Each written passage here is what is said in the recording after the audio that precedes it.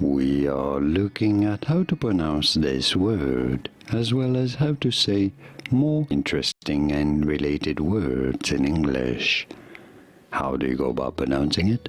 In British English, because the American pronunciation is slightly different, this is said as ambience. You do want to stress on the first syllable.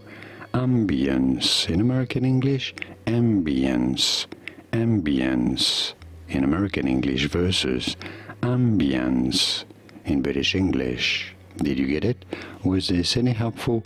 Let me know in the comments and by using the like button to support. Here are more videos on how to pronounce more words in English whose pronunciations aren't exactly always obvious. I'll see you there to learn more. Thanks for watching.